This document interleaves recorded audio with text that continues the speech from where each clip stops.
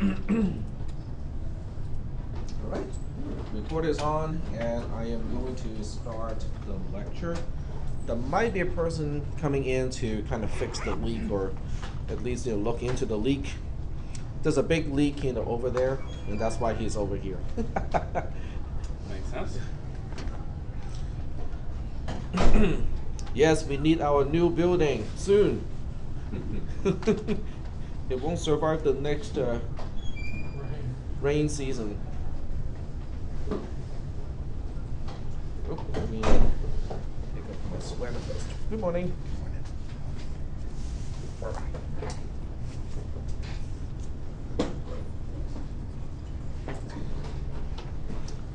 Oh, by the way, I had a chance to talk to a family friend of mine. He works for the Lawrence Livermore National Lab. And apparently they are getting into Agile and using Scrum as well. Or the art of doing twice the work in half the time. That's the book. Okay. And I really like the color of that book as well. It has got red and yellow. It's a pretty simple explanation. Okay. But he said it doesn't work at his place, at work, because they have specialists. They're not flat, they're not homogeneous. So the people in the team, they're all kind of specialized. You have specific scientists who specialize in like radioactive elements and radiation and stuff like that, and then you have other types of specialists who specialize in algorithms, and then yet another specialist who are basically specializing in math. So so there are reasons why it may not work in certain types of organizations. You just need a team of the right people to solve Exactly. the problems on the backlog. Mm-hmm. But they try to keep the team together. What are they doing there? I know they were big in developing the atomic bomb in World War II. Well, the Livermore Lawrence Livermore National Lab, Yeah. they have a lot of different programs. It is a government agency. So what they do is they do a lot of research, and they even quote unquote manufacture devices, and they basically have to sell those devices to other government branches, federal government branches at cost, which is great because they can have all of these devices. They have one that is handheld. They use it to scan trucks, like big rigs, for radioactive signatures that might indicate stuff that is harmful. But they have to be able to distinguish that from like dental equipment, which are also radioactive, but they are not they cannot be used to make atomic bombs or even dirty bombs.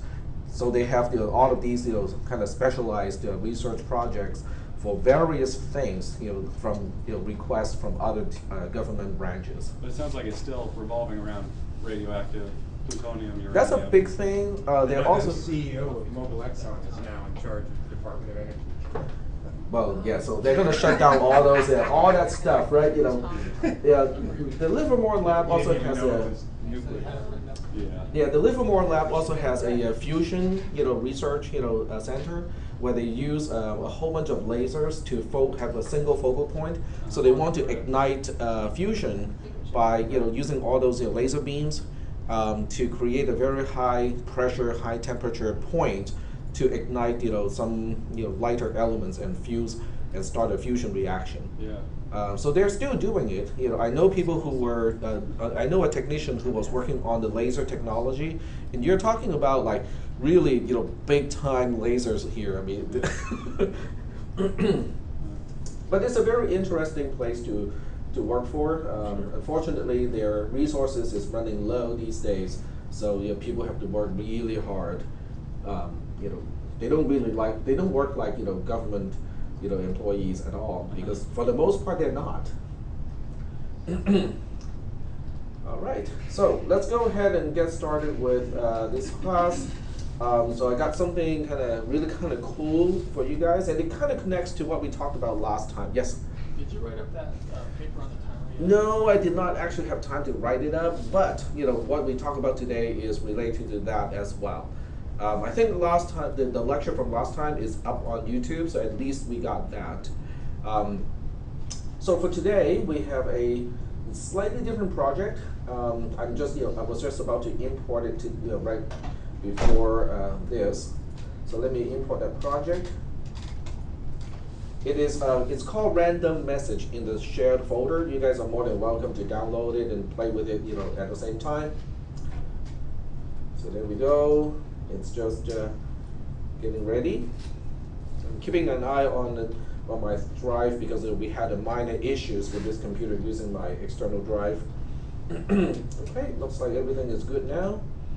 So we'll go ahead and start with a description, which is all apps, processes, threads, activities, services, and etc. So this is under threads and processes. So we're moving away from the app bar to threads and processes. So this is kind of what I promised that we'll talk about today, is how do we write an app that can stay in the background, do some kind of background processing, have a little notification icon, and be able to use the notification icon to do some stuff in the background, but without the main screen, without an activity. So the program called random message is an example of how to do that, but the discussion is inside module 266. So we'll go ahead and talk about the major concepts first. Once we talk about the concepts, then we'll get into the actual code to kind of look into a program that makes use of some of these concepts. Not all, just some of those concepts. So what this module is really about is to explain the most important terms in not just Android programming, but with any type of programming that needs to interact with the system itself and can potentially be multi-threaded. And let me see if I can do this. Because I want to resize the window just a little bit because the left edge is not visible from your perspectives. Okay, that's good. Because this way, I make sure that we can see everything all the way to the left side. All right. So we'll talk about the term application first. Application really doesn't need a whole lot of explanation because the common understanding of what quote unquote an app is actually works. Okay. So for the most part, we just look at an app and say, okay, it is something that provides a value to the end user. So the end user would say, okay, I want to install it because there's a reason for me to install it. And you want to contrast that to the Android operating system itself. An Android device with only the Android operating system is not going to be very useful. It's the same thing as a computer that only has Windows installed, but nothing else. So what can you do with Windows installed? You can Play solitaire. That's additional. That's an app already. Yes. Install it. You can install other programs, but by itself, Windows is not very useful. Okay. Well, you can enjoy the screensavers, I suppose. Those are apps. Word processor. Word processor, calculator. But those are apps already.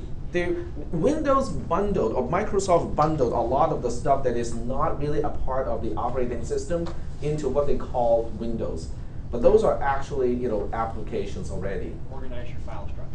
You can organize your file structures, but if you cannot open the files, all you can do is just move things around to organize them. But aren't those apps too?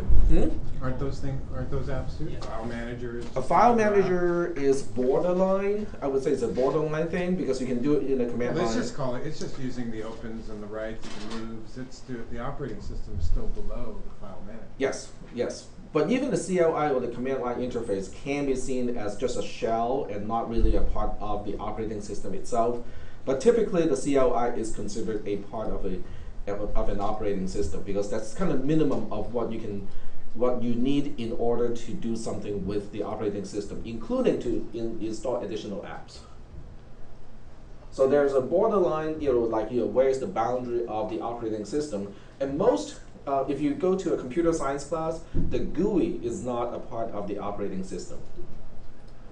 So Windows NT with just the command line is okay, but Windows NT with the GUI part is really not a part of the operating system. It is a GUI interface to the operating system.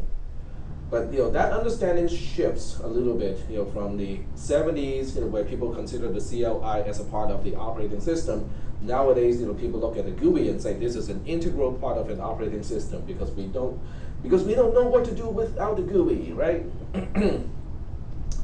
All right, so an app in Android is also installed through an APK file.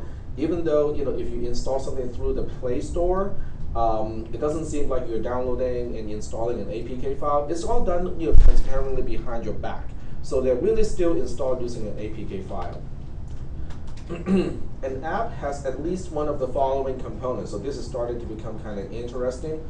An app needs to have at least one of these four: an activity, a service, a content provider, and/or a broadcast receiver. So we'll talk about these, kind of briefly, and we'll focus on service itself in this particular module. Now, the important part is each component is representing an entry point to the app. In other words, each component is not a thread. It is not a process. It is simply an entry point to the app. It is how the app can interact with something other than itself. Okay.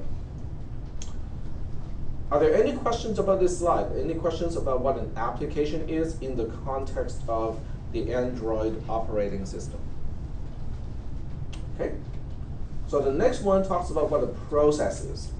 A process is basically an app in execution.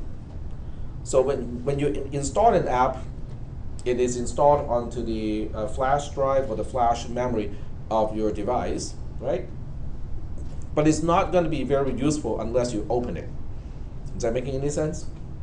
So when you open a particular app by clicking the icon or having to start automatically, then you have a process. A process is an application in execution. Okay, that's kind of the common definition of what a process is, regardless of the operating system. So that's the same definition in Linux, it's the same definition in Windows, and so on. A process is a program in execution, and an app is basically a program. Are there any questions about the term process? Now, there are certain things about the process that is kind of important, other than it is just a program in execution. The significance of a process is it defines a memory space, a memory boundary. Within a process, objects can refer to each other. And this is specifically talking about Java objects. So all the objects that you create within a process, they can refer to each other because they refer to the same common memory space. Between processes, on the other hand, the objects can no longer point to each other. So one object from one process cannot refer to another object in another process. Is that okay? All right. And this is good. This is a good thing because it really helps to make sure that a malfunctioning and a malicious application cannot trash all of the other applications. So the fact that we have memory protection from other processes is actually a good thing. Are there any questions before we proceed to talk about what a thread is? Okay. Questions? All right, so we're moving on to threads. So a process is kind of defining a memory space, the boundary of a memory space, and say, okay, everything within this boundary is inside a process. A thread defines a point of execution.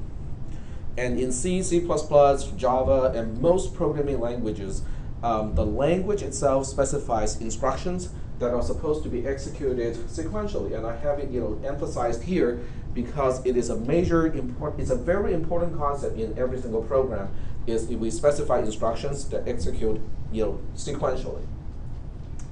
A thread is a single execution point. A process can have any number of threads, at least one, but after one you can have 2, 3, 4, and so on.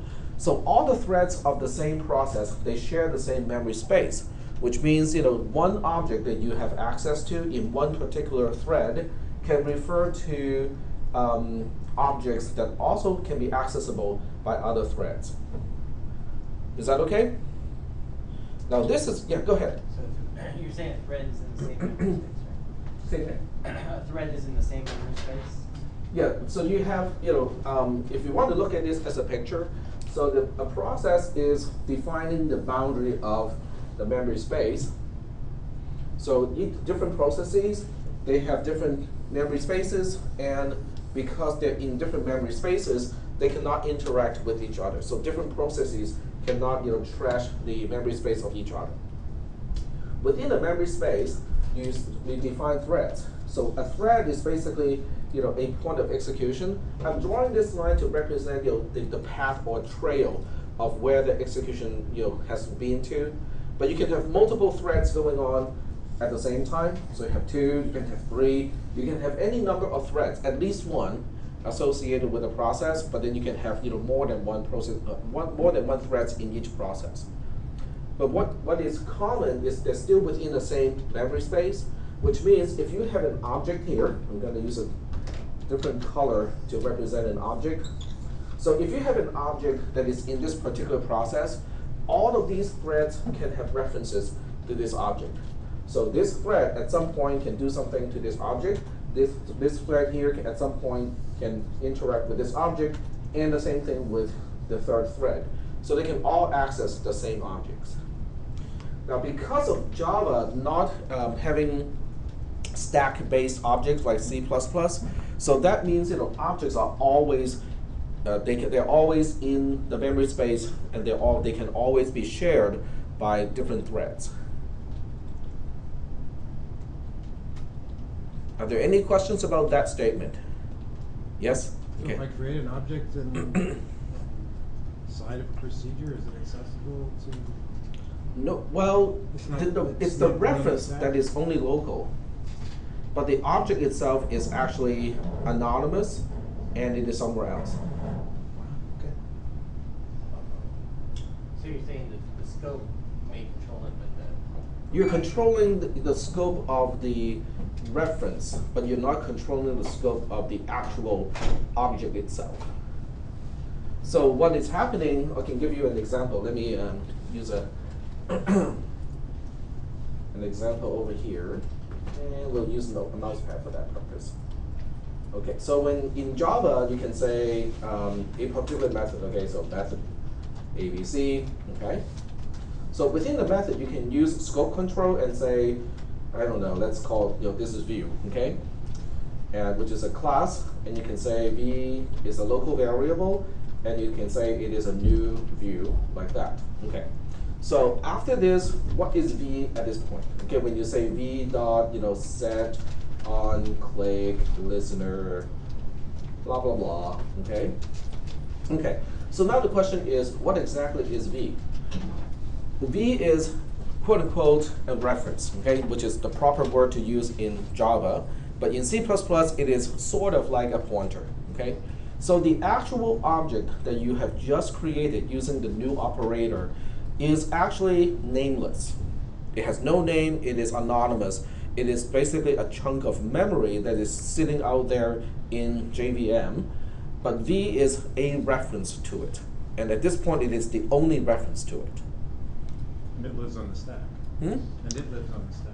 The reference itself is on the stack, but not the object that you have created. It's in the heap. It is in quote unquote the heap. So later on, if you say, let's say you pass V to somebody else, okay? So you say, remember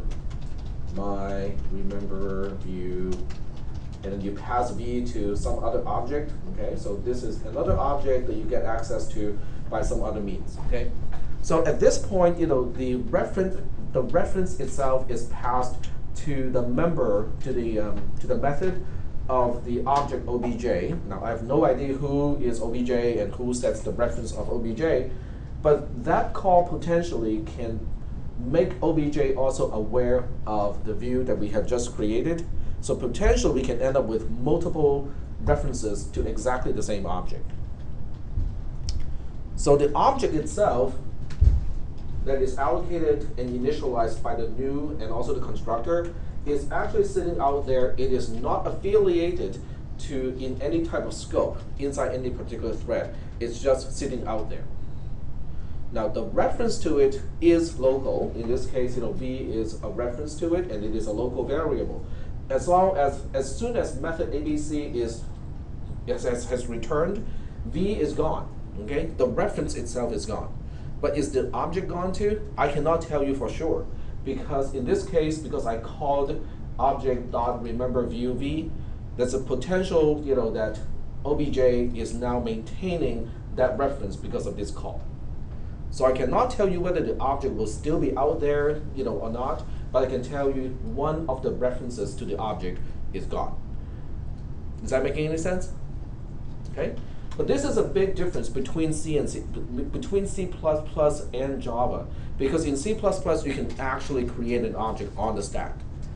So not only is the scope limited to the curly braces, but the lifespan is also limited by the curly braces. Okay, so I'm going to give you a contrasting code here in C++. So in C++, you can still have a method inside a class. Let's just call that method ABC as well. But what in C++, you can do something like this. You can say view v. Okay, and you can, without the explicit constructor, it is just going to use the default constructor with no parameters. You can do this in C++. So in this case, v is an object that is just living on the stack. It starts to live and initialize, when you enter the subroutine, but it will terminate. It will basically die and deallocate it when you return from the subroutine. So that's why it is the treatment of objects is quite different between C++ and Java. And that can be one sticking point of people who have to go between the two languages. So you couldn't do an object remember view v. You cannot do it in C++? Yeah. You can do the same thing. You can say, v is a pointer. So the way you do it, not in this case. Like the object, if you wanted to remember the view, as soon as you hit the curly brace, that object is gone. to have, Yep. Yeah, a reference to something that doesn't exist. But C++ let you do really dangerous things. So you can do something like this. You can say obj, which is a pointer already, remember view, and then what you can do is you pass the address of v to the method of obj. So obj can now say, oh, I got a pointer. In this case, it's not a reference. A pointer is far more dangerous in this type of situation. So obj can now say, or the object pointed to by obj can now say, hey, I got the address of v, let me remember it, okay? And it returns, right? After it returns, we hit the end of this subroutine, and then v, the object itself, is gone from the stack. But guess what? obj, or the object pointed to by obj, still holds on to the address of it, not knowing that it is gone. And obj at some point may decide, hey, I got a view over here, I'm going to use it. And it will attempt to use the chunk of memory on the stack that is deallocated and possibly reallocated for something else as if it is a view object. And that is very, very, very dangerous. And Java doesn't have a problem like that at all. So in many ways, because of the way Java is treating objects, it avoids a lot of the problems that C++ inherently has regarding the treatment of objects. Okay, so that's kind of like a sideline, to talk about, how your objects are really sitting out there somewhere, but it is not really local to any particular thread. It's not local to any particular references. All right. Now, there's one thing that is specific to each thread. Each thread has its own stack. So that means, the threads can call, return, all completely independently for the most part. So each thread can call, return, without regard to all of the other threads, which is great. And then the other thing has to do with exception handling. Each thread has its own exception handling capability. So one thread getting an exception doesn't cause other threads to have to do anything special, which is also good. When an app is started, when you click open, when you click on the icon, and start an app, a single main thread is associated with that particular process. This thread is basically, for the most part, forever stuck in a loop, waiting for a request. When there's a request, it will go ahead and dispatch it, basically to process it, and then it will come back to wait for another request. This is called the main loop, okay? The main loop is also known as the UI thread, or the main thread is also known as the UI thread. I'm reading this part here. Because that's the only thread that can directly access objects associated with the user interface of a process. So this makes the main thread, or the very first thread of a process, very special, because only that particular thread can interact with user interface objects. But Tech, you just said that objects are sitting out there and all threads have access to that object. That is still true. However, there is logic inside the classes like view, activity, and so on and so forth and stuff like that. Each one will double check to see if a particular access to the object is from the main thread or not. If it is not, then it will throw an exception and say, hey, you're not supposed to touch me. Throw an exception. We saw that last time. Okay? But this is done for a reason, okay? Because we don't want multiple threads to have access to the user interface elements, because if they do, then it's really hard to synchronize the operations. You can have things that are partially updated by one thread, and then another thread comes in and do something else with that user interface element. So it's just, generally speaking, a big mess. Is it possible to have a system where you can have multiple threads having access to the same user interface elements? I'm guessing yes, it is possible. But is it a good idea? Probably not a good idea. Okay. Now this main thread, even though it is also known as the UI thread, it is also responsible for services. It's also responsible for receiver. It's also responsible for providers. All of those are basically entry points, but all entry points are done through the main thread. So we'll talk about that in just a little bit through this slide here. Additional threads can be added and can be associated with the process. I'll show you guys how to do that too. I think last time we might have some code that's showing you that already, but this time we'll have some really interesting code actually doing that. Threads of the same process can be seen as asynchronous and parallel execution points. And I have the emphasis here using underline to emphasize asynchronous and also parallel. Asynchronous means if you do not do anything specific to synchronize the threads, the execution or how they interleave is completely quote-unquote unpredictable. You have no idea how the threads are going to interact or how these execution would interleave. You have no idea. That's why it's called asynchronous. Synchronous, on the other hand, means you can tell exactly what the order is. That becomes synchronous. But it is asynchronous in this case. They can also be parallel, like true parallelism, depending on how many cores you have on your device. And I was just reading this up a few days ago, in fact yesterday, because over the break, we went to Lawrence, we went to Livermore to visit our family friends, and on our way back, we wanted to go to In-N-Out. It was raining really hard, and then none of our Android devices actually worked correctly. Using Google navigation, because we had older devices. And apparently Google navigation and Google Maps is a little bit more demanding than before. So, none of our devices work really well. So I was looking into purchasing a new device, a new Android device to replace the old one. And that's when I started to look into, okay, so how many cores do we have with the newer devices and how much do I have to pay for that many cores? Okay, has anyone done any research on that topic? Okay, so the answer was actually kind of surprising to me, okay? For $150, okay, now this is not a plug for Amazon. I might have some stock on Amazon through some mutual funds and whatnot, but I do not, I do not invest specifically in Amazon. But through Amazon Prime, you can buy a Moto G 4th generation with 16 gigs of flash and 2 gigs of RAM and 8 cores. This is an octa-core mobile device for $150. how much did you pay for your calculus textbook?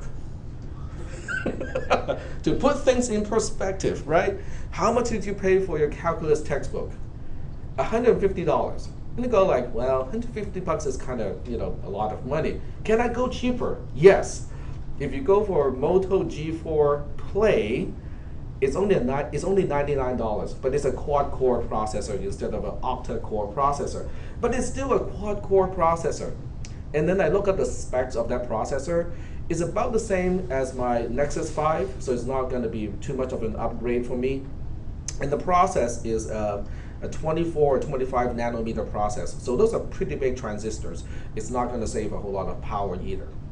And then I look into some of the other models. There's this specific one that I thought was kind of interesting. Let me try to remember the name. Honor 5X. There you go. So I looked into this particular handheld mobile device. It's not cheap, okay? It's $180. To me, it's not, okay? To some people, they would say, oh, this is dirt cheap because my Apple iPad is like $600, right? 4 times as much. But this thing has an octa-core processor as well. And the funny thing is, this one uses a newer processor, and it's a 17 or 18 nanometer process. So it does save power because the transistors are significantly smaller than the older generation. I wanted to bring this up because I just want to kind of mention this because we're talking about threads, right? So when you only have one processor, the so-called parallelism of the threads is only an illusion. It's basically the processor executing a little bit of this thread, go to this one, execute a little bit, go to that one, execute a little bit, go back to the first one, and so on. Okay, so there are names and specific strategies to do that. One is round robin, which means I'll give some time to each thread, but it usually is bundled with time slicing, which means one thread cannot hog the processor so that the other threads do not get any execution time. But when you have 8 cores in your processor, you can actually have these threads all executing in parallel by different cores. Yep. Is that something you have to do in code, or does the processor take care of any thread? The scheduling is done by the operating system. And in this case, I would probably imagine the JVM, the Java Virtual Machine, plays a very important part of saying, okay, this core is utilized, and yet I have several other threads that are ready to go. So I'm going to utilize additional cores to do the processing. So I think there is some kind of core scheduling going on, and it probably is a coordination between the JVM, the Java Virtual Machine, and also the Linux kernel, which is sitting below at a lower level. So those two have to kind of talk to each other and basically do the scheduling that way. But I don't know the exact details of how they do the coordination. But there's nothing we're calling up at our level of... There's nothing that I know of that you can say I request that this thread be on its own core. I don't think you can do that. I think it's called thread affinity. It's called Thread affinity. thread affinity. Can you specify thread affinity in your own code in Java? I don't know if you can in Java, but that's what it's called when you do Okay. it on an operating system. You push your thread on a single core. Okay. So let's look it up. Thread affinity. Processor affinity or CPU pinning enables the binding and unbinding of a process or thread to a CPU or range of CPUs, so that the process or thread will execute only on the designated CPU. So that seems to me that it needs a lot of cooperation from the operating system because it has to do with the scheduling. Very interesting. And the other part that is kind of interesting is the hardware itself actually tries its best to load balance, even on a single thread. Okay, so this is kind of off topic. Even with a single thread, so forget it, if we have multiple threads, we only have one single thread, the Intel architecture, the i5, i7, i3 processor, actually has multiple ALUs inside a single core. An ALU is an arithmetic and logic unit, and that's basically what is really doing the computation. All the time-consuming stuff is being done by the ALU. So inside a single core, there are multiple ALUs, and the ALUs can operate in parallel. And Intel, both Intel and AMD, they spend a lot of research and also quite a bit of silicon to look at the stream of instructions coming in, because they cannot change the order of the instructions.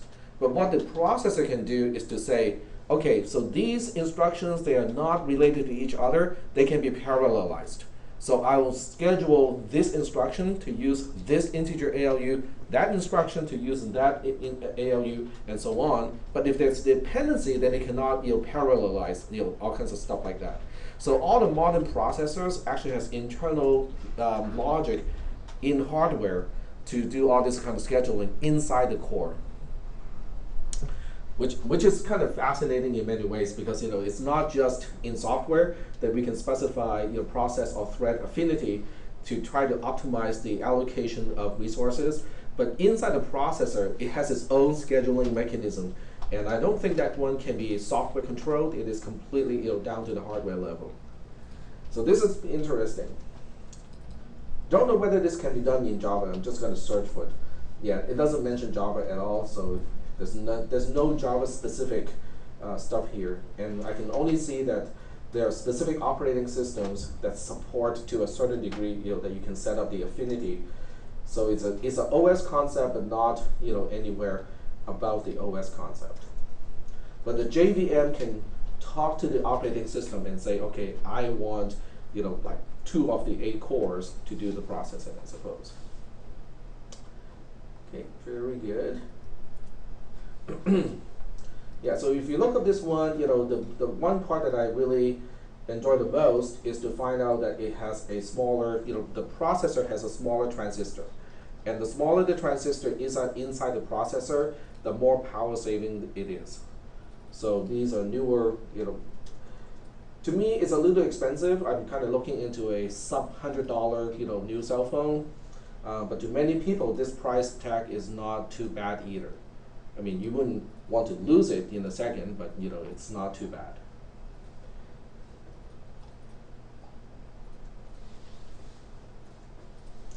All right, getting back to here. Okay. So unless there is explicit synchronization, the interleaving of the execution of threads is undetermined, or you do not know how they interleave.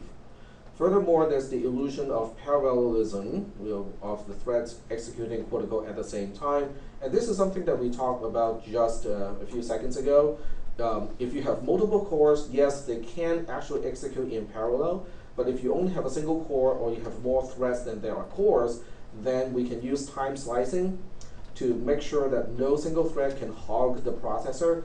And then on top of that, we add round-robin scheduling to make sure that you allocate time to each thread that is ready to go. So are there any questions about threads at this point? Can everybody differentiate the concepts of an app, a process, and a thread? Is that okay? Cool. So loosely defined, with an emphasis on loosely, threads other than what we call the main/UI thread of a process can be categorized into worker threads and also background threads. Now this is a very loose categorization. A worker thread tends to be run for a relatively short amount of time, and then it ends. It has a very definite job to do. Once it's done its job, it will terminate. A background thread, on the other hand, tends to run for a long period of time, even in an infinite loop, because all it does is to stay in the background and do some kind of processing in the background. All right, so section number 6 talks about components, and there are 4 components mentioned a little bit earlier. One type of component is called an activity, which we already know. Surface is what we're going to focus on today. And then 2 of these are something that we are not going to focus on today, but they are very important as well. One is called a receiver, one is called a provider. So we're going to go through each one and talk about these so-called components. And when we see the word component, which is a Java documentation term, we can kind of equate this to an entry point to a process. In other words, how can the external world interact with a process in Android? And there are 4 main ways to interact with a process. And also remember, each one is not a thread, okay? This has nothing to do with threading. It only has to do with entry points into a process.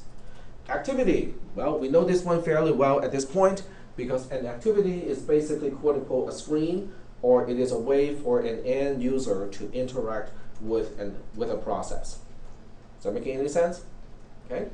So every time you click on something on the screen for a particular process, what happens is, it registers the hardware event, and then the hardware event translates into a message item in the message queue. So when the main thread goes back and say, hey, is there anything for me to process? Now, yes, okay, somebody just clicked on this button, and here's the request, okay, or a message. So the main loop is going to grab that message and say, okay, I'll process it. Then it will either offload to the on-click, listener, or whatever listener is associated with that particular button, and call all of those things, and then come back to wait for another message. So activity is one. What we'll do today is talk about surface. A surface is interesting because it is a background thing. It has no particular user element associated with it. And its main reason to exist is for communication between a process and other processes. Now you can use it for other purposes, but one thing that surfaces are specializing in is inter-process communication, or IPC, excuse me. IPC is one of the main reason why we have surfaces. A surface has no user interface associated with it, but a foreground surface, we'll talk about this later today, can create an icon on the status bar. Okay, it doesn't create the status bar, it creates an icon on the status bar. A user is aware of a foreground surface because you can see the icon on the status bar, but for the most part, you cannot interact with a surface or interact with a process through a surface. For process interaction that involve content provision, you want to look into the provider entry point instead. Provider entry point, I'm forgetting the point here. There's also a broadcast receiver as an entry point to a process. A receiver, as the name implies, it means it only receives, but it doesn't get back. It doesn't provide a result back to whoever is broadcasting. So in this case, if I skip to the example here, it makes it very clear. An example of a receiver is one that receives the global action of airplane mode. So when you get to your phone and you say, okay, I'm going to turn on airplane mode, that triggers a global action. In other words, it wants to tell every application who wants to know about, oh, are we switching to airplane mode? So if your application registers itself as a global receiver of that particular action, then that becomes an entry point to your process. Your process is going to get a message coming in and say, hey, airplane mode on, just happened. Do something about it. Yep. That's the receiver in the process that's receiving that? Yes. Okay, so each of the apps has a receiver for broadcast receiver. Right. Each of the application or each of the process can decide whether they become a receiver of a global action or not. And if you do register as a receiver for a broadcast, then you can respond to the action, but your response is not known by whoever is triggering the action. Whoever is triggering the action or whoever is broadcasting the action doesn't expect anything back from the individual processes who say, yes, I want to listen to this broadcast message. It's kind of like a radio. You are a receiver. You have a radio, you're listening to a station. And that's what a broadcast receiver is. You cannot transmit back to the transmitter of the signal. But you can decide what to do, okay? If you say, I'm listening to airplane mode, then when airplane mode turns on, you can decide what to do. You can say, okay, I need to do this, and do this. Or when airplane mode turns off, then you can do something else. But your app would have to be active, though. Your app has to be, it has to be a process already. In other words, it has to be an application in execution. But if it's already in execution, then it will receive the broadcast. So if we use the back button, the app is still there? Yes. And so it still would receive the broadcast? Yes. In other words, you can terminate one or more of these components without terminating the process itself. Is that okay? Okay, the next, when I run the sample program, it will be clear what I mean by that. Okay, that's a good question. And then the last one is a content provider. The Android terminology does not mention broadcast. It just says it's a receiver, but it is implicit that it's a receiver of a broadcast action. And in the other one, the Android documentation only says it's a provider, but it is actually a content provider. A content provider, an example of a content provider is a database or something like the Android Contact. Okay, so the Android Contact app that you can see from your tiles and whatnot, you can actually start it up in user interaction mode, right? You can look up names and you can look up addresses, phone numbers, and stuff like that. But the same app also has a provider entry point. In other words, it can answer requests from other apps. Sometimes when you install an app, including Pokemon Go, it will ask you, can I access your contact list, right? That is that's your Pokemon Go application asking for permission to contact the content provider, which is your contact list. You can say no, okay? Then it won't. Hopefully the app won't try to access your contact list, because if it does and the permission is not set up, then it's going to get an exception to basically say, nope, you're not allowed to ask this provider for something. So the whole concept of a provider gives you one thing that is really useful. It gives you security control so that you can say, okay, this app can access this, that app cannot access it, and so on. Whoever is installing the app that is requesting the content can specify whether it can contact the provider or not. But the second thing that it does provide, which is also useful, is cursor control. Now, when we talk about cursor control here, it doesn't mean the same kind of cursor control in a text editor like this blinky cursor. Even though cursor control is about the same thing, it's the same concept when it comes to database. How many people have a background in database management or database programming, that sort of thing? Okay, all right, so there we have one person. That's okay, it's not a problem. But in database queries, okay, a select statement, you can say select star from a particular table, okay? Depending on how much data is in that table, you may be requesting millions of bytes, okay, tens of megabytes of data by one single request. So now the question is, how do you want the reply with all that tens of megabytes of data coming back to the requester? That's the question. Do you want a single bulk thing coming back and say, okay, here's 10 megabytes of data, do something with it?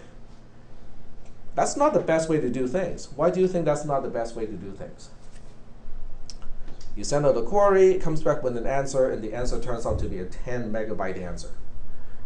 Why do you think that may not be a good way to grab all 10 megabytes and then process it from the client's perspective, the requester's perspective? You might run out of room for that particular process. Exactly, because you're and also it's a burst in terms of processing resources requirement, because for a short amount of time you're transmitting 10 megabytes from whoever is requesting, from whoever is answering to whoever is requesting. Okay, that's the right word, right direction. Okay, so if this is over the network, there'll be a burst of activity on the network for 10 megabytes. Now 10 megabytes is actually not too bad. It can be hundreds, can be a gigabyte. Is that okay? But whoever's requesting this data cannot be processing all of it at the same time. So it is better to use a cursor mechanism where you can say, okay, this is the request, but I'm only receiving the data bit by bit. I only want to get one row at a time. Give me one row, based on that request, I'll do some processing with it, and then I can go back and say, okay, give me another row. The advantage of the ability to break up the reply using the cursor mechanism is, hey, the database doesn't even need to read all that stuff from the files until you are ready to go for the next row. Does it make sense? So what you're saving is not really just the memory on the client side, because you don't need to have a buffer big enough for the entire reply. It's also saving time in terms of the server side, because now the server doesn't have to read all your 10 megabytes, all at the same time. The server only needs to read one row at a time, one row, okay, and it will keep a cursor of, okay, the next time you say give me another row, I'm gonna start here. And that is a far more efficient way of answering long requests. And content provider, the class that is representing a provider, has a mechanism to deal with cursor control. And that's why provider is kind of a special thing all by itself. It is kind of like, in some way, people can say, oh, it's just a surface, but it is not, because of these specialized access mechanism to a provider. All right. Any questions about these 4 different types of entry points, otherwise known as components of an application? Okay, no questions. All right, so we're moving on to section 7, which is really short, because the emphasis here is the classes corresponding to each component.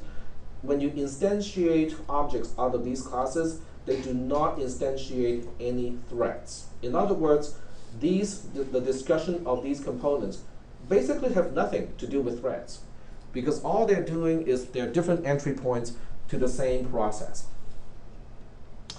If you really need a mental picture of these components versus threads and stuff like that, a single thread process is kind of like a company with a single person in a company working. Is that okay? The activity entry point is like a storefront. So this person is now sitting, behind a counter, trying to service customers as they come in through the door. Is that okay? A service is like, someone who's ready to pick up the phone. That's another entry point to the company. Instead of just walking through the front door, you might have a phone line, connecting to the store. That's another interface to this particular process. But if you have only one thread, it will be the same person answering the question over the counter, as well as to pick up the phone and say, okay, can you hold on for a second, right? I'll get back to you. Does that make any sense? Because I get time sliced out. Well, in real world, sometimes we do time slicing too, because if you have a customer coming through the front door and it turns out to be a very long and involved type of request, you might tell your customer that the face-to-face customer and say, can you hold on a second? I just need to answer the phone call real quick. So there's your time slicing right there. Although you may not want to actually use a stopwatch in front of the customer and say, okay, I can give you 30 seconds. Oh, 30 seconds is up. I need to do something else. I'll come back to you in another 30 seconds. So from that analogy, you can also be a provider, okay? Because somebody may be asking for, okay, can you give me all the sales received for the past month? Okay, from the accountant, right? The accountant may come in and say, okay, I need all the receipts from the past month, and also everything that was ordered from this store in the previous month. So now this store has an interface or an entry point as a provider. But if you only have one worker, the worker is the thread. Then that thread is responsible to do all of these things. Is that making any sense? Then you might say, oh, but if there's a long thing, there's a lengthy thing to do as a provider, like the accountant is looking for a lot of stuff, and there might be a lag then to respond to a face-to-face customer. Does it make sense? Because now you're turning your back to the front door, you're trying to dig through all the receipts and find the ones for the past month so they can send it back to your accountant, and then somebody walks through the front door. And you say, okay, I don't have time to do it just yet because I'm in the process of sorting out my receipts. It happens. So what happens in an app is the user interface is no longer responsive. You click on something, you click the button, nothing happens. Because it's spending the thread, the only one thread, is spending all the time to service as a provider in this case. Is that making any sense? So the entry points are really just ways that the external world can interact with the process. It does not say that there are any threads. There's only one single thread, the main thread initially. Now, if you want to hire additional people, that basically means spinning off additional threads. It's okay to do that, but you will have to do it explicitly. The Android operating system and Android Studio does not automatically do that. Okay. So we are getting down to a surface example, and for this part, it is probably best for me to kind of illustrate it using Android Studio instead of just explaining it using text. Because in Android Studio, I can actually show you the code and also show you, stuff a lot more interactively. Yep. Did you put this code up on the? Yes. What's it called? It's called random message. Yep. Okay, so I'll just go ahead and run it first, okay, so that you guys can see how it does it, what it does, and then we'll go back and explain how it does it. So we'll go ahead and start a virtual machine and run it first. There we go. And this is kind of a fun one too.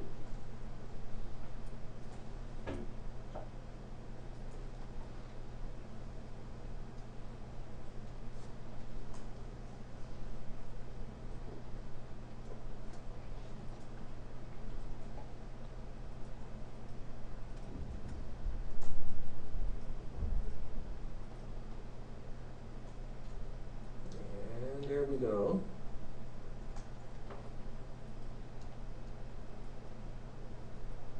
All right, so this is the app already running. You can see that it's displaying a number every 5 seconds, which is a random number. Okay.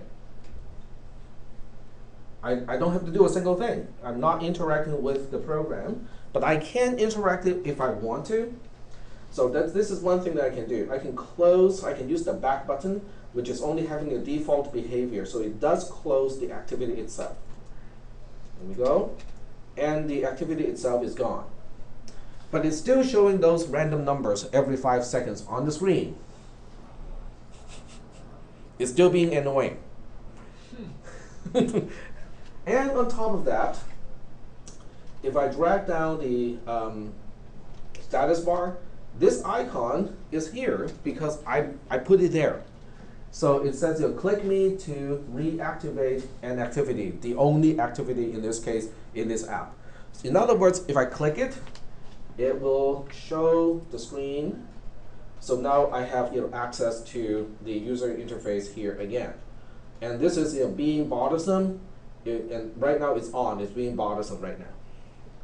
Now if I click this button, it will turn off. You can see how the icon has disappeared.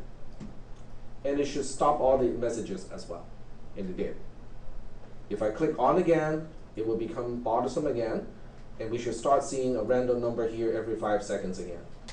There we go. So this is done by using a surface, and not just any surface. A surface that is interactive from being able to access it through the status bar is called a foreground surface. So it is a surface, but you have to register it as a foreground surface in order to have an icon associated with it on the status bar. Is that okay so far? I'm hoping this is starting to excite those of you who took cisp363, because in App Inventor, there's absolutely no way to do stuff like this. And now we can do it.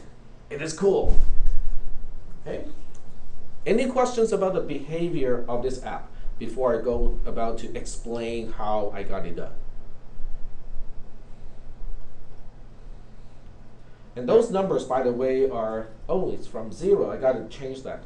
They're supposed to go from 1 to 45, so you can get your 5 numbers for Super Lotto.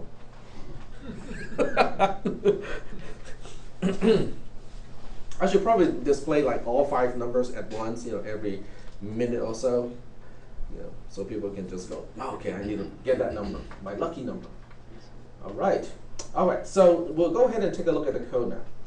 So the first thing you need to do if you want to utilize a surface entry point is to do this. Right-click on App, and then what you do is go to New, and then you go down to Surface, and then just look for a surface instead of an intent surface. A surface will do just fine. So what this is going to do is it will change the Android manifest XML file, and it will, in addition to the activity, which is by default, you know, when you create an app, it automatically has an activity unless you choose not to have any activity with an app. But in addition to that, it will also add a surface entry, and this is the surface entry. It automatically populates these items depending on what you specify in the GUI. Enabled obviously is just, you know, indicating, okay, is this surface enabled to begin with? If you check false with enabled, then your app needs to enable this surface through some other means. If you have it by default to be turned on, then the Android operating system will make sure that this surface is initialized, you know, from the beginning. When you start the app, it will automatically have the surface turned on automatically. Is that okay? It's kind of like a default. It's just that, you know, when you start your app, do you want to start a surface right away? Yes or no? If you say no, then you need some additional mechanism to get it started.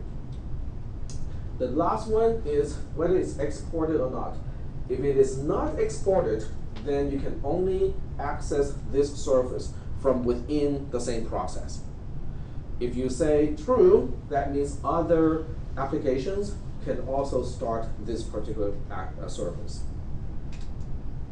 Yep. Okay, so the middle line says you're going to start the service right when you start the app. You mean enabled? Enabled, yeah. Yeah, enabled is just, you know, do you want it to start as soon as the process starts? If you say false, it means, you know, the surface is by default not enabled, but you can enable it later on, you know, using some other mechanisms. Like putting a button on the screen and say start surface, you can start it that way as well. But if you answer true here, that means it's going to, the system will start this surface by default. Okay, all right. So that's the first thing you need to do. But when you do that, it will also automatically create a Java file corresponding to this name. Whatever name you want to call your surface becomes a class name. So it will automatically associate a class with the name of the surface. And when you go to the Java portion of your app, it will automatically create a Java class definition in its own file for that particular surface. Yep. The XML, you added that, or you added it when you select the service? I believe I did not do any editing in the XML file. Okay. Because when you right click and say add or new surface, it will give you a GUI to check and uncheck those items. But you can change it later on by changing the XML file. So there's no restriction of, oh, once you set it, you cannot change it. You can always go back and edit the XML file. Okay. All right. So it does automatically create a file, a class corresponding to the surface with the same name. The public constructor stub is automatically created. So if you have anything special you want to specify here, go ahead, knock yourself out. Okay. These are my own methods, my own properties. They're not automatically populated, but they do have their purpose, and I added these. I'll explain those. This is also automatically created, and that have to do with, these are useless at this point because we are not actually binding our surface to anything, so these are not useful at this point. This one here is added. In other words, I'm telling the class and say, okay, you can be, the surface can be started on a start command. Okay, you can basically say, okay, you go ahead and start now. And there are several things here. Okay, so instead of, I guess I can explain, let me see what I should do here. Okay, I can explain it from the inside out. Okay, this is what I'm going to do. I'm going to explain this from the inside out, and we'll go ahead and explain the run method here. And now we'll go to what is enclosing this run method and go all the way back out, using this way. So I'm just highlighting the portion that I'm explaining, and then we'll then explain what is the context of this, and then what is the context of that, and so on. This run method is specifying what the thread is supposed to do. This is a background thread. It just keeps, wait 5 seconds and then spew out a random number, and then wait another 5 seconds and then spew another number, and so on. So when you look at this portion, I'll just go ahead and explain each line here. The first thing it does is it will allocate and initialize a Boolean local variable called interrupted to be false. And then it gets into a pretty much infinite loop. This is kind of like an infinite loop right here, because thread.interrupted is usually off. It is usually false unless somebody from outside says, hey, this thread, I'm interrupting you. You're getting interrupted, okay?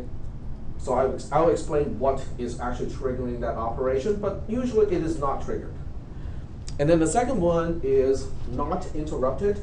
And this interrupted here is the same variable that we declared here, which is initialized to false. The only time it becomes true is in this particular statement. And this statement only executes when I catch this particular exception. And from the name of the exception, you can probably guess what can trigger that exception to happen.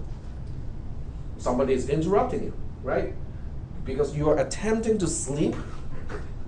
What are we trying to do? We're trying to sleep for 5,000 milliseconds. But during your sleep, if you get an interrupt from another thread, then the exception is thrown, and inside the exception handler, I set the local variable interrupted to true to remember that I just got interrupted in my sleep. Does that make any sense? Because I need to know whether somebody had been trying to interrupt me. By catching the exception, it will actually reset the flag used in thread.interrupted. And that's why I need a local variable to remember that. Because the next time that I check thread.interrupted, it will return as false because I caught the exception. Okay? So that's the only way for me to get out of the loop. Okay? Because as long as I'm not getting interrupted, I will stay in this loop basically forever. When I do get out of this loop, which is the end here, I got nothing else to do, which means this thread will automatically terminate when I get out of the loop. But if nobody interrupts me, then what I'll do is I will continue to wait 5 seconds, generate a random number, display it on the screen, and then keep doing it like that. All right, so how do we display that thing on the screen? It is done by UI_handler.post, and this thing all by itself is also using a runnable. And inside here, the actual code that I'm running is this part here. And we'll take a closer look at this, okay? So we use a mechanism called toast, T-O-A-S-T, which displays the notification on the screen. It has no border by itself, it just displays the text for a short amount of time. So the way it is done is using toast. This is the uppercase T toast. It is referring to the class. And this is a class method, it's a static method called makeText. And what it does is it will take on the parameters, it will take the context of the application, and in this case, I'm just converting a random number. I'm converting this as a random number. Math.random gives you a value from 0 to 0.99999, not quite 1. Okay? So in order to have a number that is from 0 to 44, this is how I do it. But if I want this to be from 1 to 45, I just have to add 1 to it. That will give me a range of 1 to 45 itself. Okay. And this determines how long that text will stay on screen. There are only 2 values. Toast.length_short is 1, and you can probably guess the other one, long. Yep. You cannot specify anything in between. It can only be short or long. And I chose short because it's just a single number. It doesn't take much time for people to write it down. Yep. How long does short and long last? I do not Looks know like there's a for set sure. duration. Hmm? Looks like there's a set duration in the toast class. A what? A set duration in the toast class. Yes. But you can only set it to either one. It's an integer parameter, but if you pass anything other than short or long to it, Oh, you're right. it will complain. It will say, can't do this. So it's kind of strange. Yep, Well, go ahead. I just mean, is it milliseconds or is it seconds, or if I want to use that value somewhere else, I have to worry about converting it to a more reasonable integer that's ranges. You can probably look it up and figure out, exactly how long is short. Didn't know if you knew off that. No, not offhand, but Can't see it in the spec. server not found. Oh, of course, it has a dot and it got a little confused. Okay, so for a short period of time and for a long period of time. So there's no actual exact specification. You can type it yourself and kind of figure out how long it is. I think the short is already in the order of maybe 2 seconds or so. So long is probably around 5-6 seconds. Okay. All right, so getting back to this line here. All right, so we have just looked at this run method here. So now the question is a run method of what? It's a run method of an anonymous class. Okay, so starting from this curly brace all the way down to this end curly brace is the definition of an anonymous class. The only time we use an anonymous class is to pass an object through an interface. So the interface that we are dealing with here is called runnable. So the entire thing starting from this new and ending here is basically using the new to create an object of the anonymous class. The only thing that the anonymous class specifies is the run method. And the run method is displaying a random number using the toast mechanism on the screen. Is that okay so far? How are we using this object? It's being passed to the post method of UI handler. Okay, so we're getting back to here. So we're looking at the entire statement at this point, starting with UI handler.post all the way to the semicolon that ends this particular statement. Okay, do you guys remember what a handler is from the previous lecture? Or why do we need a handler? It has to do with multi-threading and also the user interface. There's a particular restriction that we are dealing with.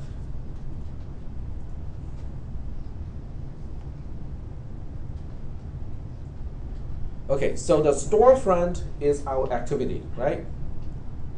And you're hiring some additional people to help you out in the store.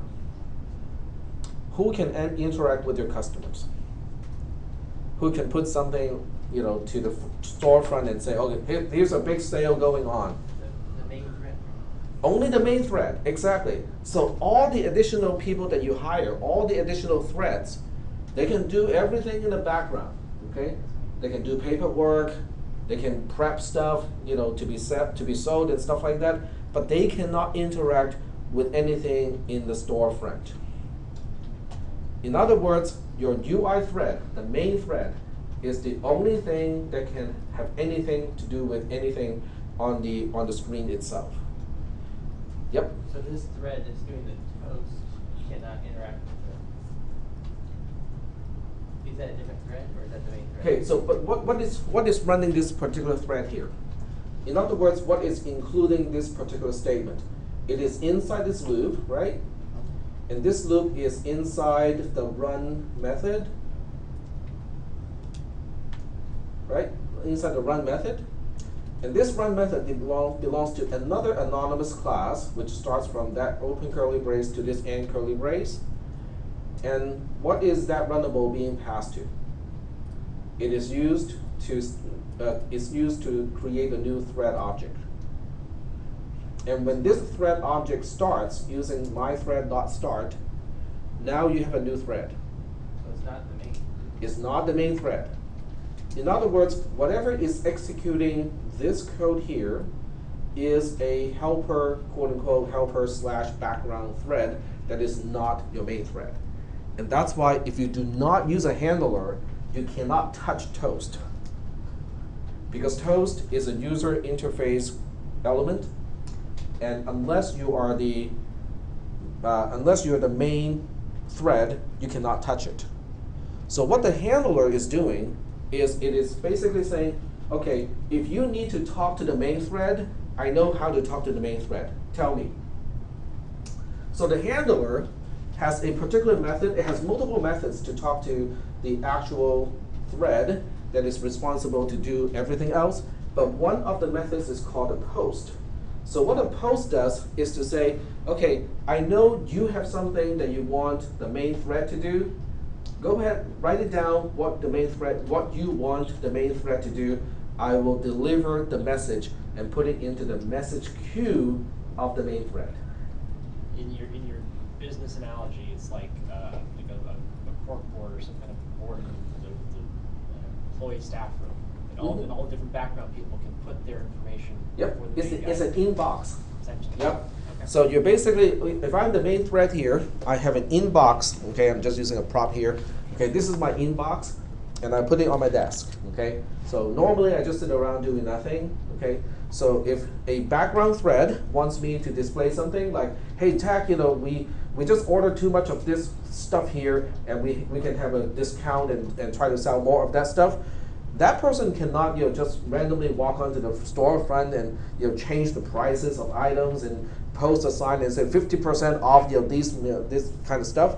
So what that person will have to do is to write down the instruction, put it into a little envelope, and put it into my message queue. Okay? And if I'm interacting with a customer right away, I cannot get it done. So when I do get back here, I go into my message queue and go like, do I have anything else to do? Oh yeah, I got something else to do. What am I supposed to do?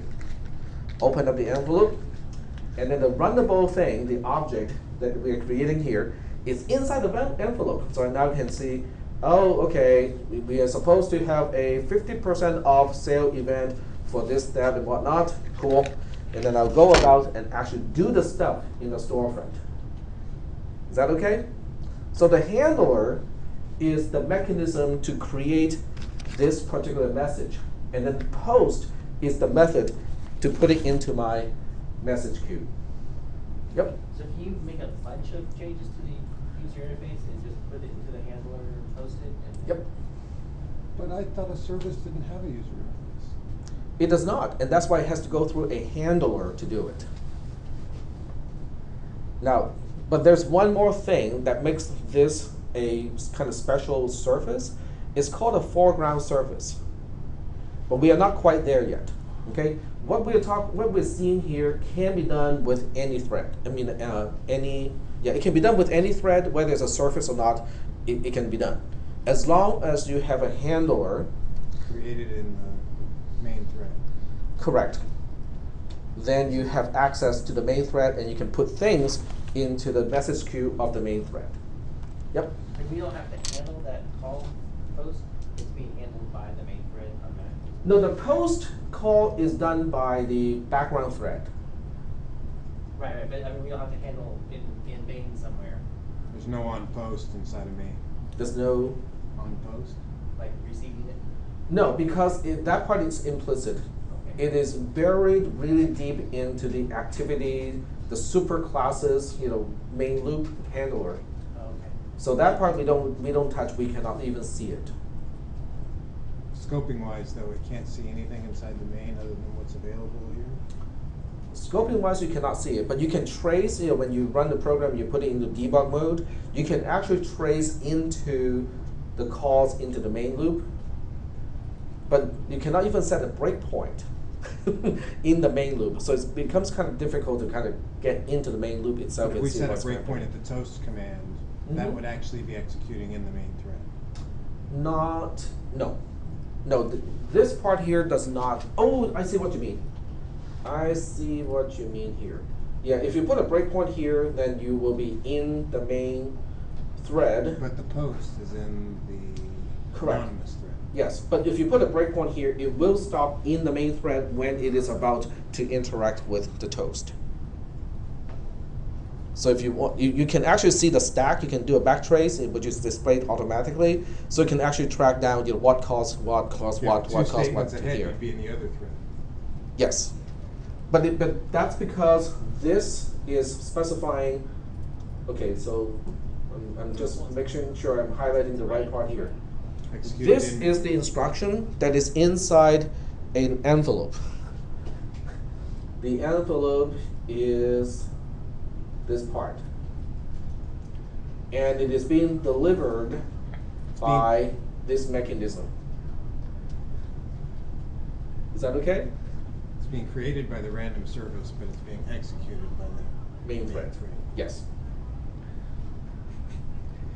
But it's nested several times. In other words, now we have, yeah. So you're saying that the stuff inside the envelope is not actually being run until it's received by the main? Right, exactly. Yep. So, you know, somebody in the background, you know, receivings, right? You know, dealing with receiving goes like, holy smokes, who ordered 5,000 of these Furbies, right? And then that person says, you know, okay, we need to have a fire sale on Furbies right now. You know, all Furbies are now 50% off, 90% off. We need to get rid of these things, okay? So that person comes up and go like, you know, Tech, you know, I'm gonna post a sign to say, you know, we have a 90% sale event on Furbies. I go like, no, you're not supposed to touch anything on the storefront. Only I can do it. So that person has no choice but now to write down the instruction on a piece of paper, okay? So that would be the instruction on the paper is this part, okay? So this is basically saying, Tech, you know, we need a 90% off sale on Furbies, okay? But it's written on a piece of paper. Nobody's actually doing anything other than just writing it on a piece of paper. Put it into an envelope. Where's the envelope? Here's the envelope. It's an object that is of an anonymous class that is being passed to post, okay? So now that you have an envelope, you need to deliver that into my inbox, right? So what is the mechanism to deliver that into my inbox? It is the call to the handler. So this call, UIHandler.post, is the mechanism to put that instruction, that little envelope with the instruction, into my inbox. Am I getting to it right away? No. But it's not on sale until you get to it. Exactly. That's Nothing changes on the storefront until I get to my message queue, retrieve the message, read it, and go like, okay, 90% off all Furbies. Okay, so then I'll go ahead and change the storefront, change the billboard and all kind of stuff like that to reflect that there's a 90% off on all Furbies. And that's when the breakpoint can actually stop. Right. Yeah. If you put a breakpoint on the toasting, that is when I read the instructions, when I'm about to make changes, that's when the breakpoint is going to stop. Isn't that fun? Yeah. But wait, there's more. Because all of this stuff here, okay, everything from here down to here are instructions too. These are instructions written on another bigger envelope, written on a piece of paper, and is put into a bigger envelope, which is this one here, right? And it is being delivered to the new thread. This is the instruction that I pass on to the new hire who's working in the back room and say, okay, this is how you do things at receivings. If you receive too many Furbies, you write a note back to me to tell me that we need to have a discount. Is that okay? So as I hire the new person, this is hiring the new person. I'm creating a thread object, okay, that's hiring a new person. I'm also including the instruction of what that new hire is supposed to do to work for me. Is that okay? and the next day the new hire starts working. Does that make any sense? So I think that really is a great analogy because we can separate each step of this entire thing into something that's visible, something that we can actually say, oh, okay, so that's what's happening. Yep. That anonymous class you created in the new runnable. Okay, but there are two of them. For the handler. New handler. Okay, this one? Yeah. Is that actually passing a reference? It is passing the object by reference to post. The object by reference to post. Yeah. Okay. Yeah, post itself requires, it doesn't specify a class, it specifies an interface which is runnable. The parameter to post is not a class, it is actually an interface, and runnable is the interface of the parameter to post. So you can use any class, you can pass an object of any class as long as it implements a public void run, then you're good. But the runnable is now being, like, if you look on your board where you have your class, it's sitting out there, right? But you're passing the reference to it to post, or it's one of these threads, right? When this executes, okay, so when this executes, this is only executed by the new hire, the thread itself, right? So when it does execute, it will enclose the instruction, which is this part here, into an envelope, which is this part here, and then deliver it to the main thread. But it's delivering a reference, right? Not an actual. That is correct. It's delivering a reference to the object to the main thread. Okay, this anonymous object that you now create. Correct. Somewhere. Yeah, it is delivering the actual anonymous object. Okay. You can look at the anonymous object as an envelope, and then inside the content is the runnable, which is the message that I need to read in order to figure out what I'm supposed to do as the main thread. Okay. I can see how in computer science we can have like sitcoms to explain these difficult concepts. That'd be like awesome. It's not bad.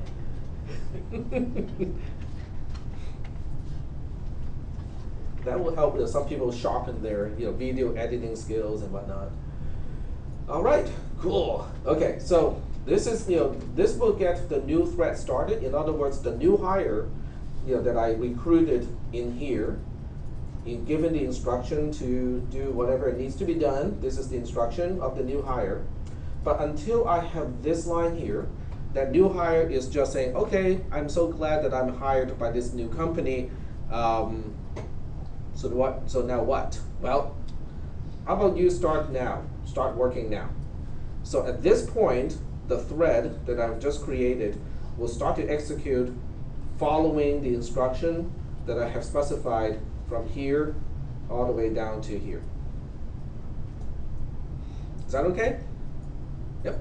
So it just starts it and comes back and executes the next thing, or Say that one more time. it's gonna start it and then come back and execute the next line? That is correct. So the main thread is going to start a new thread.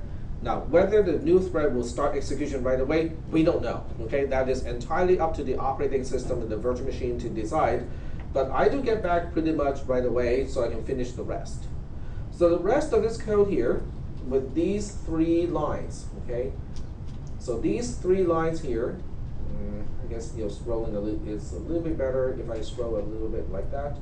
Okay, so these 3 lines are responsible to change my surface into a foreground surface. Okay, the difference between a surface and a foreground surface are twofold. One is if the system is running low on memory, it will go to any surface that is not currently active and say, hey, I need your memory, go ahead and go away. Okay? But once you declare a surface as foreground, then the operating system will actually put a higher priority on a foreground surface and not to kill the surface unless it's really, really, really out of memory. So putting something onto the foreground has 2 effects. This is just for setting up PI, which is a pending intent. And this part here is setting up a notification object. So when you look at this part here, it's a really, really long line because you're using a notification builder to build a notification builder. And then what we're doing is, in a notification builder, you can stack these calls to each other. So we are setting up the title of the notification. We're setting the content text of the notification. We are setting up, and say that it is an ongoing notification. We're setting up the icon of the notification, which is the smiley face in this case. And we are also setting up the content intent of the notification, which is basically saying, when this notification is clicked, what do we do? That is specified by PI, or whatever PI is referring to. And then the very last thing is, okay, now that we have the builder completely specified, go build me that notification object. Is that okay? What is all that for? Just so that we have a notification object to pass on to start foreground. So the start foreground is the last call to turn a surface into a foreground surface. So at this point, you will see the icon displaying on the status bar because it has now become a foreground surface. So when we run the app, I can switch back to the app. I can show you what I mean by that. Okay, so see this smiley face here? It's really hard to see, but it's there. That means we have a foreground surface. Now I can turn off the foreground surface. I can click being bothersome. I can turn it off, and you can see how the smiley face is gone because we don't have that foreground surface anymore. If I click it again, we'll reconstruct the foreground surface, and we have a smiley face again, and it will also update the screen with a number every 5 seconds. Yep. So the little icons on the left are your. Yes, this is my own. Those Yep. are your service icons? That's my foreground surface icon. Yes. Okay. I So specified. The one next to it, the little memory, is that someone else's? Yeah, that's by default here. It is a virtual SD card, and it keeps saying it's detected. You can just slide it out. Okay, is it a service or not? That is a surface as well. Yes. Okay. Yep. But this one is mine. Okay. But the important part is I can, you can see how I can do things like, okay, let me go back here. And what I can do is I can click the back button. When you click the back button on an activity, the activity will basically back up of the stack. If it is the only activity left on the stack, then the entire stack is empty. Now, at this point, this particular process has no activity anymore. It doesn't display a single thing, right? But is it still going? Yes, it is still being very annoying and update the screen every 5 seconds, giving you a random number. Okay? So that means the entry point corresponding to the surface is still active. And we have a background thread going on to update the screen. Right, so the background thread is putting something in the envelope still, Yep. right? Yep. And how's that getting to the screen? Well, the main thread is still running. Oh, The main thread is still going, and then the background thread is still going. The main thread, even though it has no activity, it still has the context necessary to do any type of user interaction, which is the toast at this point. So you could potentially have multiple apps sending things to Toast at the Yes. same time? Yep. Okay. Now, how they will stack up, I don't know. Whether Toast will either, I don't know whether it will just display those things sequentially, or it will stack them up on top of each other. I don't know. I think it will just be sequentialized. Okay. Okay. I have a quick question. Yep. Can we go back to the code a second? Yep. When you say start foreground, the 30 there, is that, what's that? The 30 is really just an integer that needs to be there to indicate a particular ID. Okay. It is used when, I cannot remember exactly when it's going to be utilized, but it's basically an ID internal to your own app. So as long as you use a number consistently, and I think the purpose is you can check later on with that particular ID if you need to know whether the service is done or not. But since I'm not checking it, any number will work. Yep. Can we go back to the emulator a second? Go back to the emulator. Yes. When you pull down your notifications at the top there, you have a click me Yep. and reactivate activity. Is that click me from the main activities button label, or Nope. This label is all by itself specified here. When I create the notification object here, a part of it specifies Okay, I didn't see that part. the Got it. title Yep. and also the text of the content of the I notification. just didn't know do that before. No, Thank that's you. fine. And where do you specify the icon you're using? The icon is specified down here a little bit. Set small icon. And you have to create the icon first too, obviously. Are these all Put dot that in your separated? drawable, right? Answer each one. Yeah, go ahead. You put it in your drawable, the icon? Yeah, Okay. yep. And your question? These are all dots separated? The dot separated, r dot drawable dot. Dot set ongoing, dot set small Yep. icon. Yep. Yep. To make your own icon, what you do is you right click on app, and you click new, and you go to drawable. If I remember, no, not drawable. You can pick either one of these. You can either specify an image asset, or you can specify a vector asset. A vector asset is a little bit better because it doesn't rasterize, and you don't need a gazillion versions of these depending on screen resolution. If you do an image asset, you will need to specify like one for each commonly used resolution, which is a pain. But if you specify a vector asset, I can show you this. I mean, it doesn't really hurt. So you can use this, and then, or you can specify a local file. If you have an SVG file, you can specify the local file, or you can use a material icon, which comes with that particular theme in this case. And you can click on the icon. You can choose any one of these that comes with that particular theme. But I just picked the generic one.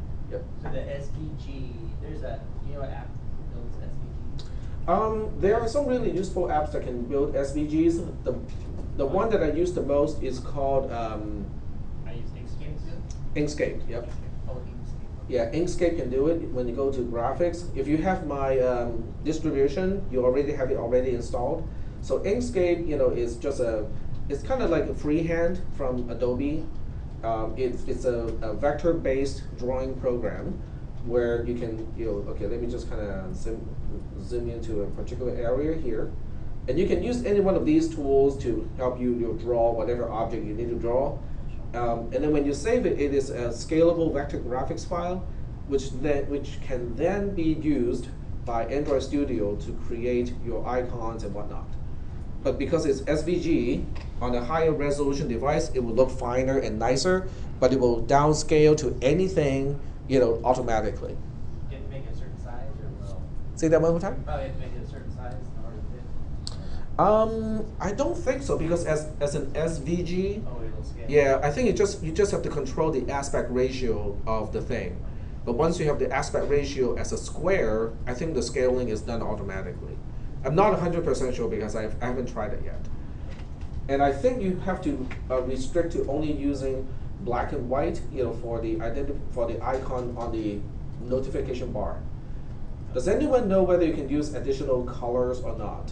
I do not think that is the case. Yeah. Never seen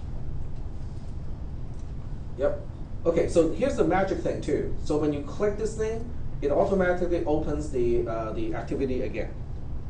And the way this is done is, if I go back to the code here, so this is done by the intent. That's basically what PI is representing. Because PI, which is a pending intent, which is a subclass of intent itself, is created by specifying the main activity class as the intent that is used as a parameter to specify the pending intent.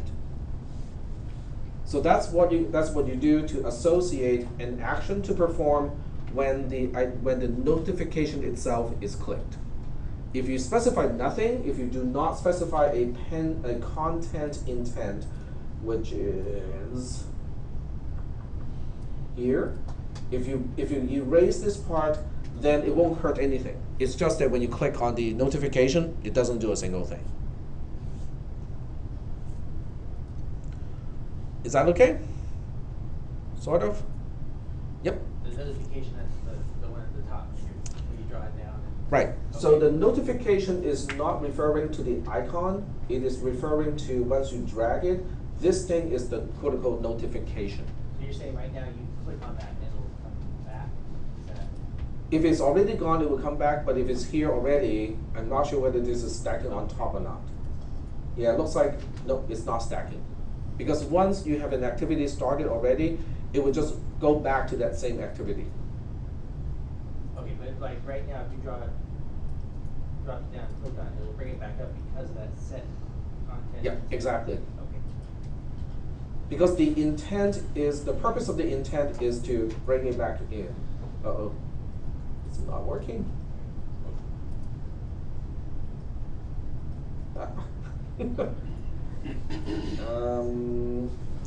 Is it in my background? Okay, maybe it's just in the background and it's not finding it. But I can stop it. Now if I click the stop here, it will stop the foreground surface, and I have no icon anymore. And it will also stop the thread. So that mechanism goes back to main activity, because when you go back to main activity, it has some code here, right? So we are associating this code, which is here. So this code is associated with clicking that button. And you can see that it only has a few things to do. I'm using TB because I need to refer to the get text and stuff like that all the time. So instead of typecasting everything from v, the parameter, I'm just making a local variable to make my job easier. So basically I'm just saying, okay, what is the state of the button? Am I enabling it or am I disabling it? If I am enabling it, I'm starting the surface. If I'm disabling it, I'm going to stop the surface. So when I stop the surface, it's going to eventually call the onDestroy method of the surface, which is also in charge of stopping the thread. So let me switch back to the thread code here and go back to the other method, which is the onDestroy. So when I destroy the thread, it's going to call the onDestroy method of the thread itself. Excuse me, not the thread, the surface. So the surface has an onDestroy method. When it is called, the first thing I do is, do I have a thread? Because if I don't have a thread going on, then you probably don't want to do anything about it. But if I do have a thread going on, then I will say, hey, my thread, I'm interrupting you, which will cause the interrupt exception if it's already waiting for something. If it's not waiting for something, then the interrupted flag will turn on. But either way, I will get out of the loop. When I get out of the loop inside the thread, then the thread will terminate because there's nothing else to do. So this makes sure that when the surface goes away, so will the thread. Because I don't want the surface to go away and then the thread to keep going on forever. So that pretty much kind of sums up the entire application itself. Are there any questions about this particular application? Yep. If the thread kept going, would that just be a resource? Because it's got nothing to send to, right? No, it still has something to send to because the process is still alive. As long as the process is alive, it will still update the screen, which is extremely annoying. You can go ahead and try to just get rid of this code here inside the onDestroy. You will see that when you click the button, the icon will be gone because the foreground surface itself is destroyed. Well, otherwise you wouldn't be on destroy itself, right? So the surface is destroyed, which means the entry point itself is destroyed, it doesn't mean the worker is going to stop. In other words, the stock room is closed. It's not receiving any additional stock anymore, but the new hire that I just hired is still doing stuff in the background, okay? It's still updating the screen every 5 seconds because nobody told it to stop. But the interface or the entry point is gone. I don't have the back door open anymore. I'm not receiving new inventory anymore. So that's why it is important to differentiate the terms. What is an entry point, which is known as a component of an application in Android speak, as opposed to what is a thread, which is the thing that is doing the work. This on destroy, it's different than what's triggered if the application is closed or the process is closed. If the process is going away and your service entry point is still active, then on destroy will be called as well. But it can be called indirectly when we stop the service. So when we stop the service, we're basically closing the stock room, because that's no longer an entry point to the business anymore. By closing that entry point, it will destroy the object that is responsible, that's representing the entry point, and that's why on destroy is being called when we stop the service. When we start the service, it's creating a whole new service object, and everything is basically reinitialized in that case. Okay. Any other questions? So if you don't set up the small icon, it gives you a different message. You can only terminate the background process, and it throws you into something. You mean if you don't set up the icon? Yeah, if you don't set the icon up. Ah. Because then when you pull down, it says, well, you want to shut down that process, and that's the only choice you have. Huh, interesting. You don't have the click me anymore. Do you still have the set ongoing, or did you get rid of that too? No, I kept that. I just tapped out the small icon. Huh, okay. I did not expect it to set in the small icon has side effect like that. I was trying to change it. I can't change it either. I keep getting the happy face. Oh, that one is strange too. I encountered exactly the same problem. I found that if you might have the process still going on in the background when you rerun the program. I could change the text. I could change the text in the notification. But not the icon. Okay. I read an article not too long ago, like yesterday, and the title was, how come Android Studio is still a mess at this point?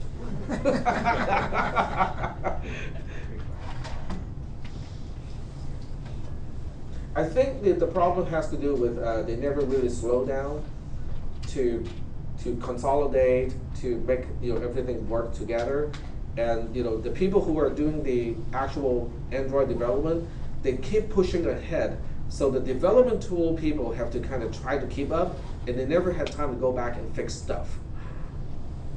I know this kind of vicious cycle because I used to be in software development, and we have exactly the same thing. I'm in charge of the GUI, the actual compiler, the libraries that go with the compiler, the firmware that go onto the hardware, and also the manual that goes along to explain all the things. So when you have active development work going on with newer products, that will necessitate changes to the development tool and also the libraries.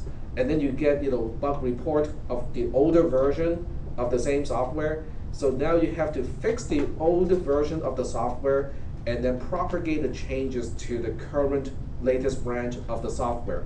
And sometimes it conflicts. Sometimes you have to deal with problems where the fix doesn't propagate forward very well. Then you have to manage that. And I think Android has exactly the same kind of problem, only a lot more frequently. Well, they update often. Oh, they update very often. Every single time I run Android Studio, like every 2 days, there's an update. 400 megabytes, like that. All right. So the code is up, the instruction is up too, and then I'm gonna upload today's lecture recording as well. This is really to me, this is really exciting because this is the kind of stuff that we could not do in Android Studio that is actually very, very useful. App Inventor, right, sorry. But now we can do it. We have the flexibility of doing it, but the problem now is you have to really understand all the concepts behind the scene in order to say, okay, we have apps, we have processes, we have threads, and then none of those is directly related to the 4 entry points to a process, well, other than the process itself.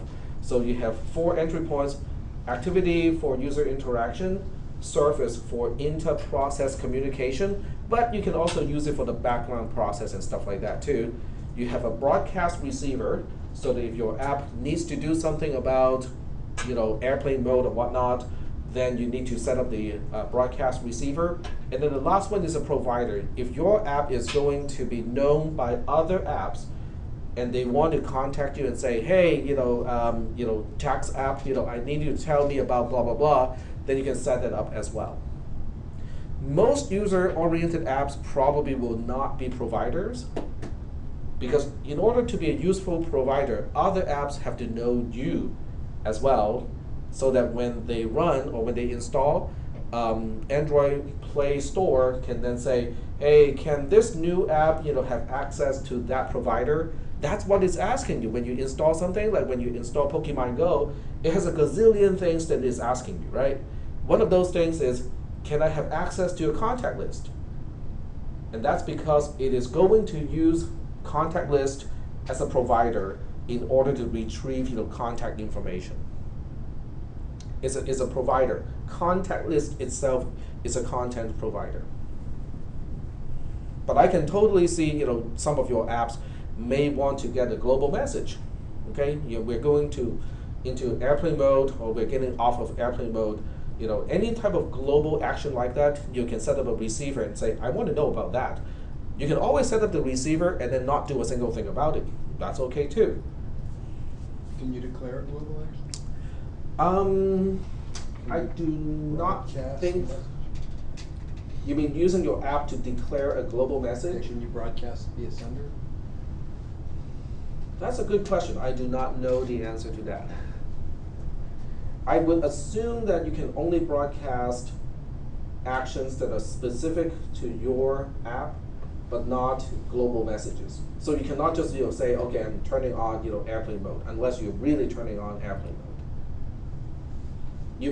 Your app may, I don't think so. I don't think your app can actually turn on airplane mode, because all the apps that require okay, do you want to turn on airplane mode? They all go back to settings in order to do that. None of that can actually change it for you to turn on or turn off airplane mode. Now you can get to a certain page of a particular app, including settings, by using intent. Because you can specify in an intent and say, I need to go to settings and that particular screen of settings. You can do that. So in your app, if you need the end user to turn on airplane mode, you can even go to that place automatically for the end user, but you cannot click that button for the end user. You cannot change the setting unless the end user is clicking, okay, turn off airplane mode. So I think you cannot create your own broadcast message, because otherwise that would have been done with those apps already. But that's just speculation. Or a different message, underwater. Underwater. Send a help message. SOS. Drowning. SOS. Yep. Any other questions? Can anyone kind of guess how to turn your app or add a receiver to your app as an entry point?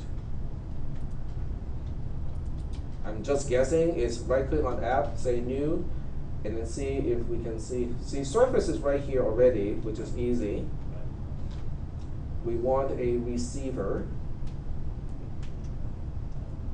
AIDL is related to services. This is how you can set up a IPC, or inter-process communication channel. Not activity, no, no. Fragments, no. Oh, there you go, broadcast receiver. So that's a quick and easy way to set up a broadcast receiver or set it up as a content provider.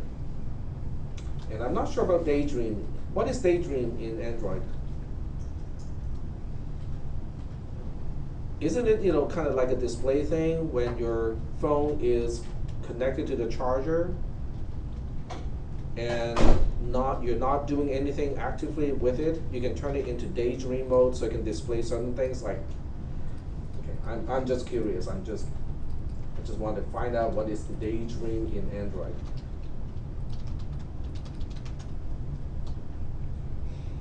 Okay, Daydream is nothing more than a different name for a screensaver. Woohoo!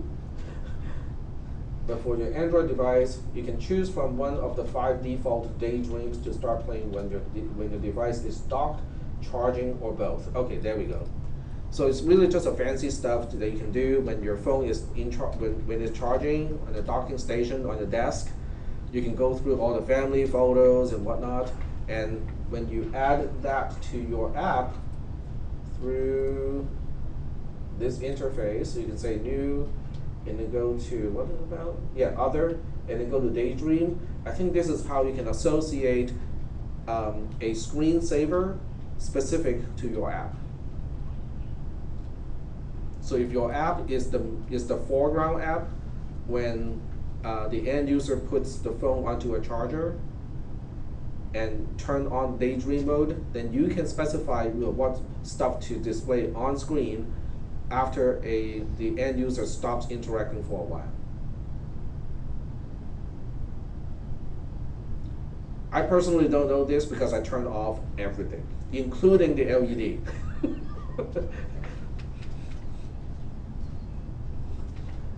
But this is how you can add, all of these other entry points. Broadcast receiver, click it, and it will ask you whether it's enabled or not by default, whether it's exported, and target source code is main. So you do have to specify what you're receiving inside the receiver. So I'm guessing the receiver has an on receive, and then you have to do something about those broadcast actions. So it doesn't filter the actions at all. Once you start receiving, you receive all global actions. And then you just have to filter out the ones that you process, and then the rest you do not process. All right. So are there any questions? No questions? Cool. So I think we're pretty close to getting all of the user interface and most of the other things done.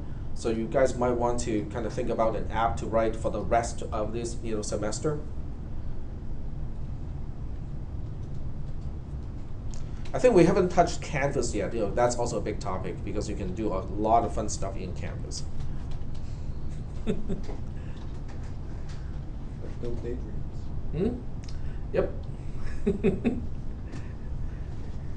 But with the Canvas, you can do animation, for one thing. You can also have a free drawing capability, so you can do a lot of fancy stuff in the Canvas. Yep. Is there a way to, or will you talk about at some point a way to remotely send data to a, say, database or something on a website? Okay, sure. We can do that. Okay. Yep. Because what I would like to do is have a website and an Android app both be able to interact with the same data set. Gotcha. Okay, we'll look into that. It's basically open a connection. Now that really is because we are no longer using App Inventor. So the whole thing about opening a connection and connecting to something and communicate with a remote website is now a socket operation. And a socket is a fairly advanced concept in operating system or low-level programming. Okay. So what we need to do is to talk about how to use a socket in Android to open a HTTP or HTTPS connection to a URL. So I'll look into it. Okay. Yep. Any other requests? Any other kind of special requests, like how to use a camera or something like that? How to use Just an GPS. intent. Sorry? It's just an intent. Intent? That's it. To open up the camera and the camera. Well, it depends on what you're trying to do, because if you want to process the feed itself, it's a whole different thing. Because if you open the intent, you're opening the camera app itself so you can take a picture. But if you want to take over the feed from the camera itself and then do your own processing, like you have an AR, app, and you're augmenting reality, by overlaying stuff on top of what the camera is really seeing, that is a lot more involved compared to just using an intent to open up the camera app. So I'm not really sure what your camera app is about. Are you doing a camera app? Me? No. Oh. She asked about GPS. Oh, GPS. Okay. GPS is actually GPS is easier. It's just you have to set up a listener to GPS change. So we can do GPS. We can do HTTP request to a website. We can do camera. Anything else? Oh, we have to do maps then. We have to do maps. Okay. So maps is okay. The Google API actually has a full API to query Google Maps. So we can do a lot of fancy stuff inside the app itself. The generic version of Android does not have the Google API interface, so they cannot do a lot of stuff that you can actually do using the Google API. Yep. And that's why when you buy a really, really cheap Android device, like a dirt cheap, something from China, they don't come with the Play Store, and you cannot install Play Store on those devices either. So you're kind of stuck with what kind of app you can run, on those devices, and that's also partially why they're kind of like really dirt cheap.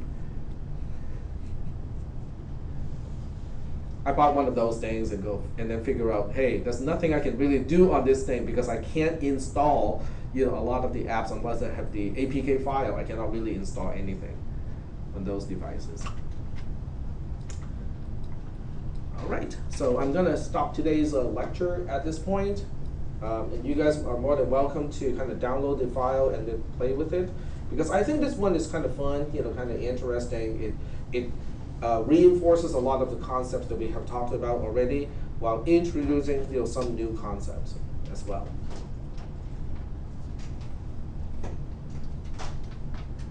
I'm gonna close, stop the